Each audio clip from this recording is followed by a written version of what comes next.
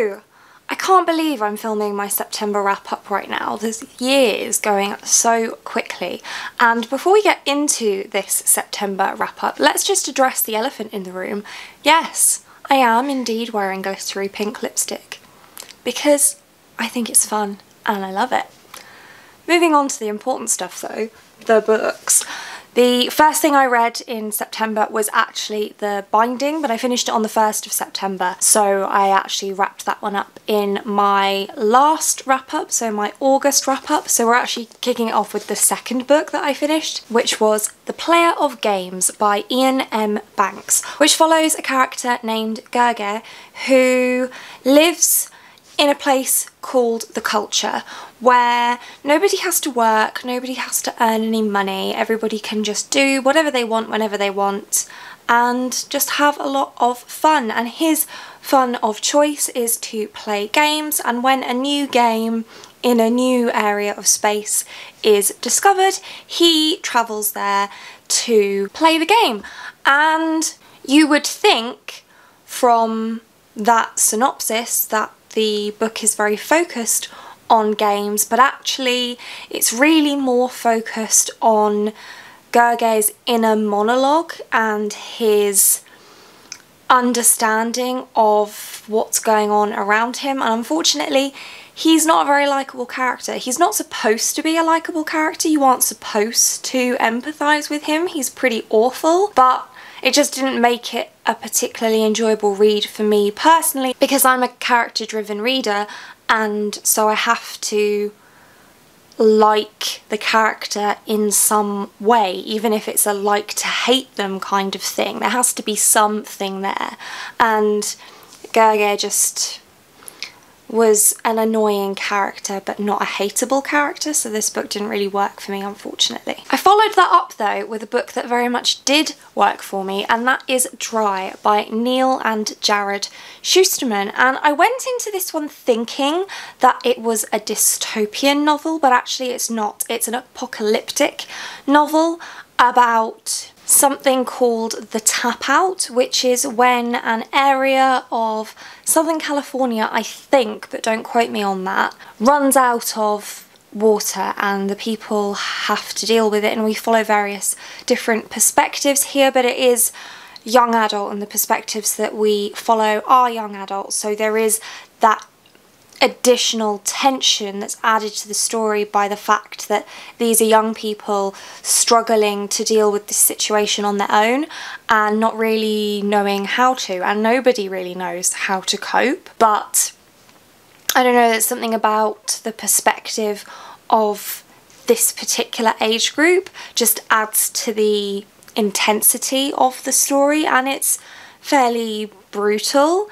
in places, which I appreciate, and I recommend having a drink with you when you read it, because otherwise you will feel very thirsty. Then I read Solitaire by Alice Oseman, which is a contemporary young adult book that follows a girl named Tori Spring who suffers with depression and anxiety, and things are very difficult for her. There's a lot going on at home. She's feeling very apathetic about school. She doesn't have a lot of friends, and I can't really tell you anything else about what this story is about, because that's what it's about. It's about Tori and her life. And also there's this blog called Solitaire that's pulling pranks at her school, and she makes a new friend and they're looking into the pranks, and you're really just following this normal girl's life as she tries to deal with normal stuff, which is almost refreshing in a way to read a book that's so normal in terms of what happens in life. I mean, not all of it is super normal. Not everybody has a school that's being targeted by a blog to pull pranks, but you hopefully understand what I'm trying to say. Next up, I read Into the Drowning Deep by Mira Grant, which was supposed to be my book club book with my sister and my friend, but neither of them has read it. So they're going to read it this month instead, that being October, but I have actually already read it. And I thought it was like a horror thriller type book. It's actually not as horror as I was anticipating, which is good because I'm a complete wimp and I was actually really nervous about the horror elements of the story. But actually, although it is a little bit gruesome in some places, it's mostly a thriller book about a crew that go out to sea following another crew having gone out to the same place, Mariana's Trench, some years ago, and having never returned because sirens attacked and killed them all. So, you know, the natural thing to do is to go back out to the exact same place, which is what the characters in this story do in order to try and prove the existence of sirens and also prove what happened on the Atargatis all those years ago. And this is also a multiple perspective story.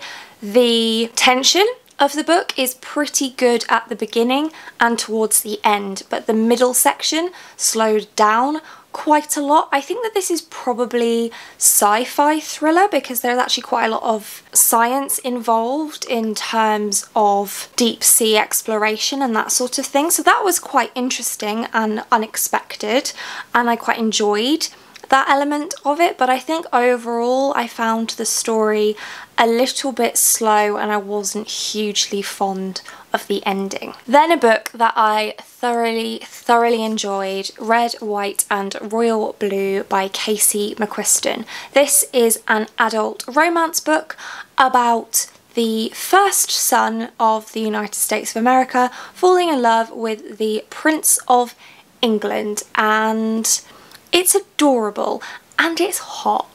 And I really enjoyed it. I loved both of the characters. There are a few side characters as well and I liked all of them too. I thought that this dealt with some really interesting issues that I wasn't expecting. And overall, I was nervous going into this because there's been a lot of hype, but it was worth the hype and I'm really glad I picked it up. I thoroughly enjoyed myself reading this and I think I was smiling from ear to ear the whole way through. Then I finished my reread of Oathbringer by Brandon Sanderson, which I reread on audio, and as always the narrators Michael Kramer and Kate Redding are fantastic. As always, this Brandon Sanderson book was also fantastic. I really enjoyed my reread. I am still not overly fond of the main character's backstory in this, but you're not meant to be. They are meant to be a pretty awful person in their past, and knowing how great of a person they are now makes it almost uncomfortable reading about what they used to be like, because it so doesn't match up with who and what they are now. Then I listened to How to Train Your Dragon by Cressida Cowell and I really enjoyed this. It's narrated by David Tennant and he uses his own Scottish accent, which really adds to the book, and it's just cute and fun and not at all anything like the film. In fact, it's completely different from the film, but it's still great and I really enjoyed myself. It's a super short audiobook. I think it's about 4 or 5 hours and I listen at 2 times speed. So I got through it super quickly, but I think that it's just a nice bit of fun and I'd recommend it for that, especially if you read a lot of heavy books. It's really good to break those up, I think. Then I read The Deathless Girls by Kieran Millwood Hargrave, which has been one of my most anticipated releases for the year. This follows the brides of Dracula, and there was so much about this story that was completely unexpected for me. It's very gothic in tone, and I should have expected that because Dracula is a gothic novel and this is almost based on that. It's almost could be a prequel to Dracula. Not that I've read Dracula, but you know, I've heard of it. So I don't know why I didn't anticipate this being very gothic in feel, but I didn't, and it took me by surprise, but I quite enjoyed it. Really enjoyed the characters in this, and the ending made me sad, and I didn't see it coming. And again, I should have seen it coming. I definitely should have seen it coming, but I didn't, and it did make me sad, and it kind of makes me want to read Dracula, which I think is a pretty good thing if the book is sort of loosely based on Dracula and it's made me want to read the source material. I think that's pretty great. Then I read The Last Bus to Everland by Sophia Cameron, which I'm not going to talk about in any great detail here because this was part of my recent reading challenge video, so I gave some pretty thorough thoughts about it there. But in terms of genre, it is urban fantasy or magical realism in a more contemporary setting with LGBTQIA+ representation. Ditto for Girl Made of Stars by Ashley Herring Blake. This was also in that reading challenge video, so I'm not going to talk about it at length here, but I will link that video for you up above in case you have missed it and would be interested in my thoughts. But this has very quickly become one of my favourite books of the year. I think it was absolutely fantastic.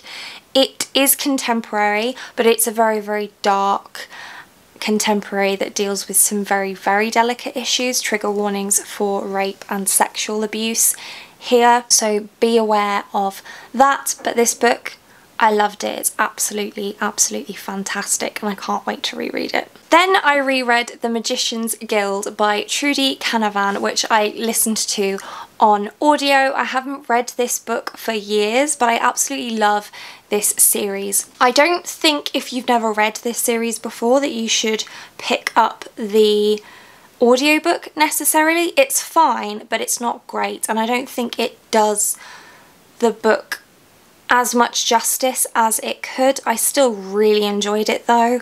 I really love Sonia's character. I feel like even though it's quite long, I think the audiobook was about 15 hours, it still packs so much into just such a small book. I mean, the physical copy of the book is 465 pages, which sounds like a lot but doesn't feel like a lot compared to how much happens in this first installment, and I think it's still one of my favourite fantasy series that I've ever read, and I still highly recommend it. Then I read The Goblin Emperor by Catherine Addison. This was also part of my recent reading challenge, so I'm not going to go into it here, but this is a high fantasy book. And finally we have All These Beautiful Strangers by Elizabeth Cleafoth, the final book that I finished that I talked about in that reading challenge. There was also a DNF, so you'll have to watch that video to find out what the DNF was, but this one is a mystery, and again I spoke about it at length in my recent reading challenge video, so I'm not going to repeat myself here because that would just be boring, wouldn't it? And that's it. So I read quite a lot in September and I enjoyed quite a lot of it.